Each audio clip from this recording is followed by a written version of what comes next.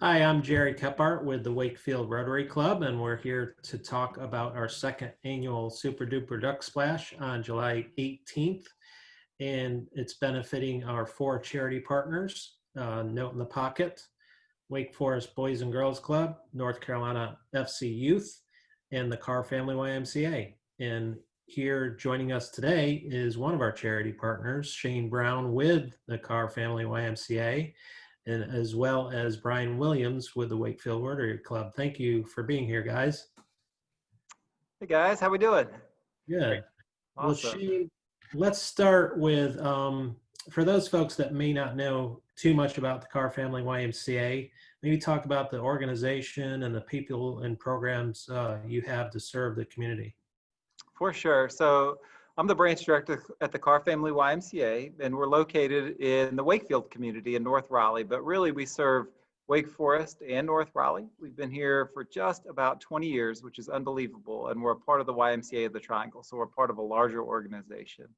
Our YMCA on a normal day, normally before all of this has happened with COVID, we typically see about 1,000 people a day walk through our door, coming to seek fitness or find community. And then we typically would serve about 1,000 children a day in our after school, before school, and homework assistance program. So we typically have been a very busy place. Now the last 2 months have looked very differently for us, but we're looking forward to getting back to a normal.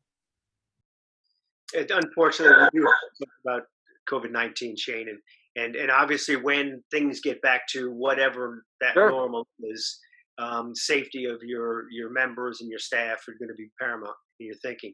What's it going to look like? How's it going to change? Well, I'll tell you, it's changing every day, right? Like we're actively planning now for what it's going to look like when we are able to open again. And we know that we're going to have to meet lots of guidelines given to us by the CDC and the governor. We know that we're going to put the safety of our staff and our members first. But we also know that we're looking forward to having people here again. And we're actually opening the pool this coming weekend. So on Friday, May 29th, our pool is going to open. We are super excited about that. We've actually also started outdoor group exercise classes just this week. And so we've had 20 plus people here at a time, socially distanced in our parking lot doing an outdoor group exercise class, which is just awesome.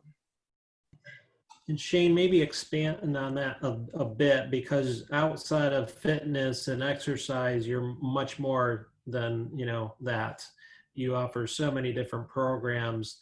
Give us a sense maybe of how things going through this, how they may change for those programs serving different, groups and organizations throughout the community. Jerry, I'll tell you, like, this has been a difficult time for the YMCA, for us as an organization. We're very much centered around community and people, and we are very much centered around working face-to-face with people. And this has prevented us from being able to do that. Now, we have continued to serve our members in different ways with online classes that they can do. They can do group exercise in that way. And our YMCA has actually responded in an incredible way to this crisis. We've developed many new programs that have supported our community around us, because the YMCA is a nonprofit, and ultimately we're about strengthening our community. And so just a few of the things that we've been doing in the last 2 months, we've had a program called Camp Hope, which is for children of essential personnel. So we've been offering childcare for people that need childcare. We've been engaged in a program called Delivering Good. The Carr Family YMCA has been delivering meals every day to 2 communities in North Raleigh that need food. And so we pick up food from Millbrook Exchange Elementary School. We take our YMCA bus. We go to 2 different communities, and we're met by families that need that food, which has been awesome. We've also developed a program called the YMCA Learning Lab, which is for parents and for children that need a little bit of help with homework. And so a parent could sign up for this program for their child, and a YMCA staff member would get online with a child, and the child would share their screen with that staff member, and then we're helping them with their homework. Now we're helping parents too by giving them, an hour that they might be able to do some other work. And we just have had the best response to that. The children really think it is great. The parents think it is great. And we feel like we're doing we're offering a service that is critical.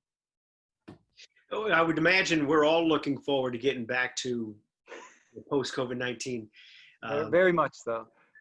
Normal activities. And I would imagine the YMCA is going to be even more important to the community when we all get back to getting out of our quarantines. I'll tell you, I'm standing in our group exercise studio now, and as I look around, we've got spots marked on the floor that will keep people at least 6 feet apart from one another. We know that things will look different after all of this, but we also know that we are offering a service to people that is critical in our community. And so we want to make sure that we're here for people and that we're ready to serve.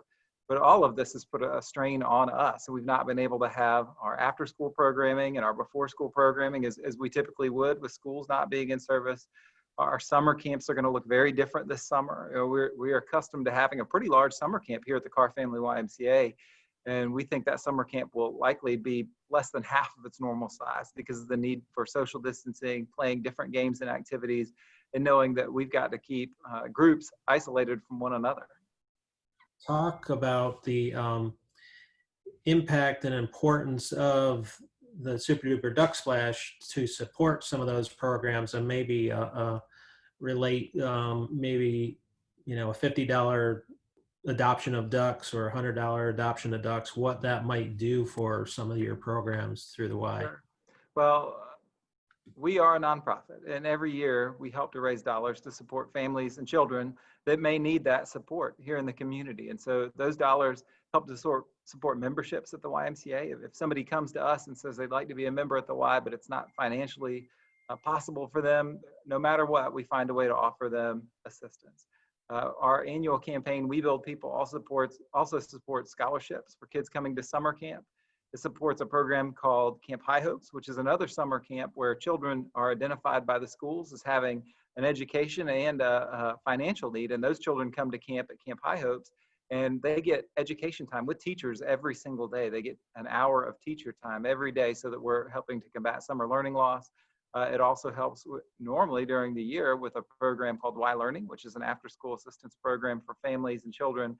Children are identified by the school, and they get to be in this after-school program with teachers. And again, the teachers are helping them with their schoolwork and helping them to make up ground that they may be losing. So the dollars that we receive through our annual campaign, and the Super Duper Duck Splash is a part of that, are critical in the way that we operate. And this year, more critical than ever because of the fiscal loss for us through COVID-19. Without members walking through our doors every day and without us taking care of children before school and after school every day, it's been a financial strain. And so we are going to need more assistance than ever before so that we can continue with the programs that we like to offer. And, you know, if somebody were to buy or adopt $100 worth of ducks, you know, that's going to go more than half of the way towards sending a child to a week of summer camp. And so you might think about a parent that's been at home with their child now for 8 weeks maybe, and they've been doing schoolwork, and that child's not been able to see their friends, and it's isolating. All of us find ourselves in a place of isolation. And so we think that kids also are going to need summer camp more than ever this summer, a place that they can safely be around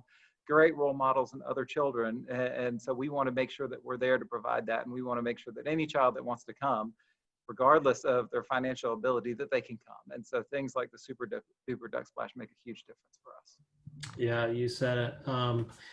And just to reiterate that, you said it perfectly. This year, more than ever, More than ever. the loss incoming and the financial need of those folks that probably aren't going to their jobs every day. It's even more critical to help with the Super Duper Duck Splash in order for us to help the Carr Family YMCA. So if anybody would like to adopt ducks or become a sponsor, follow our link to our website to the Super Duper Duck Splash.